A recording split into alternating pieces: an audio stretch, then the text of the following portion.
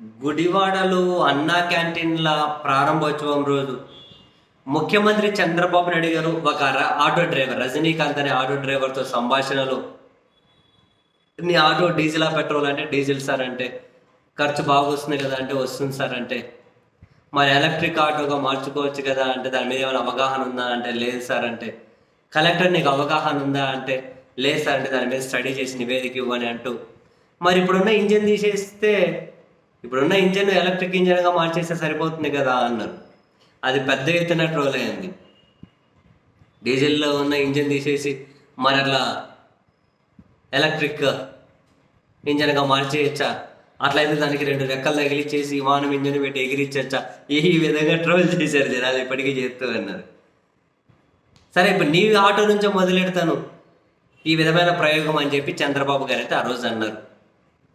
సరే ఆ తర్వాత జస్ట్ తాజాగా ఆ ఆటో డ్రైవర్ రజనీకాంత్కి ప్రభుత్వం 3,90,000 పెట్టి ఒక ఎలక్ట్రిక్ ఆటో కొనిచ్చిందట. సరే కొనిచ్చారు ఒక ఆటో డ్రైవర్కి, మంచిదే కొనియనియండి. అయితే ఈ కొనిచ్చి వీళ్ళు బ్రహ్మాండంగా ప్రచారం చేయడం మొదలెట్టారు. మాట అంటే మాటే చంద్రబాబు మాట మీద నిలబడ్డారు. ఆటో డ్రైవర్ రజనీకాంత్కు 3,90,000 పెట్టి ప్రభుత్వం ఆటో కొనిచ్చింది అని. చంద్రబాబు నాయుడు గారు తన సొంత డబ్బులతో పెట్టి కొనిచ్చింటే విమర్శలు వచ్చేటివి కాదేమో, ప్రభుత్వ డబ్బుతోటి.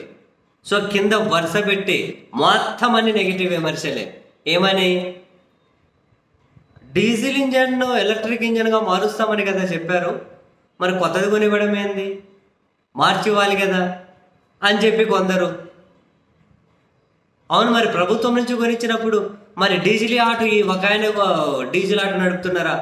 రాష్ట్రంలో అందరూ డీజిల్ పెట్రోల్ ఆటోలే కదా, మరి వాళ్ళందరికీ కూడా డీజిల్ పెట్రోల్ తీసేసి ఎలక్ట్రిక్ ఆటోలు కొనిచ్చే పథకం ఏమన్నా మీరు ప్రవేశపెడుతున్నారా? మరి అందరికీ ఇది అమలు చేయాలి కదా ప్రభుత్వం, ఒకరికి ఎట్లా ఇచ్చింది అని చెప్పేసి పాయింట్లే కదా. ప్రభుత్వం ఇచ్చినప్పుడు మరి అందరివి డీజిల్వి ఎలక్ట్రిక్ ఆటో ఇంజన్లుగా మారుతుందా ప్రభుత్వం, లేకపోతే అందరికి కొత్తవి కొనిస్తుందా? ఒకరికి ప్రభుత్వం కొనిస్తే కుదరదు కదా అని చెప్పి అడుగుతూ ఉన్నారు. ఆయన డీజిల్ ఆటోని ఎలక్ట్రిక్ ఆటోగా మారుద్దాం ఇంజన్ తీసేసి అన్నారు కదా, మరి అది ఎప్పుడు చెప్తున్నారని చెప్పి అడుగుతూ ఉన్నారు.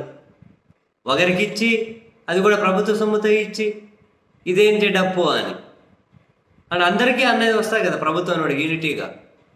అండ్ చాలామంది అంటున్నారు ఫస్ట్ ఆ సూపర్ 6 అమలు చేయండి అని. అదే నోటితో మీరు సూపర్ 6 అమలు చేసి 3,000 నిరుద్యోగ వృత్తి ఇవ్వండి, 3 సిలిండర్లు గ్యాస్ సిలిండర్లు ఇవ్వండి, 18 ఏళ్ళ దాటిన ప్రతి అమ్మాయికి 1,500 నెలకు డబ్బులు ఇవ్వండి, ఎందరి పిల్లలుంటే అందరికీ అమ్మఒడి ఇవ్వండి, తల్లికి వందనం వీళ్ళు చెప్పింది, రైతు భరోసా ఇవ్వండి, టైం అయిపోతుంది, ఫస్ట్ అవి చెప్పండి, ఆ మాటలు నెరవేర్చండి అని. ఏ విధంగా చూసుకున్నా ఇప్పుడు వీళ్ళు పెద్ద ప్రచారం చేసుకునే అంశం కాదు, పైపైచి ఫుల్ ట్రోలింగ్ ఎదుర్కొనే అంశమే. మరి ఇవన్నీ ఎందుకు వీళ్ళకి గుర్తురావో, ఎందుకు మరి ఇటువంటి నెగిటివ్ అవుతుంది కదా? సింపుల్ లాజిక్ కదా, డీజిల్ని ఎలక్ట్రిక్ ఇంజన్గా మారుస్తామన్నారు, మరి మార్చి ఇచ్చారా ఈయనకు? ఒకరికి ఇచ్చి గొప్ప చెప్పుకుంటే మరి అందరికీ ఎందుకు ఇయ్యారు అంటే ఏ ప్రాసెస్ ప్రకారం ప్రభుత్వం ఒకరికే ఇచ్చింది? ప్రభుత్వ సొమ్ముతో ఏ ప్రాసెస్ ప్రకారం ఒక్కరికే ఇచ్చింది? ఇది కదా పాయింట్. చంద్రబాబు గారితో ఎవరికి మాట్లాడే అవకాశం ఇస్తే వాళ్ళకి మాత్రం ఇచ్చుకుంటూ పోతుంటారా?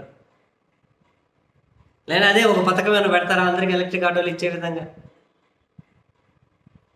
మరి ఇవన్నీ ప్రశ్నలు, మరి దీనికేం సమాధానాలు చెప్పుకుంటారో తెలియదు.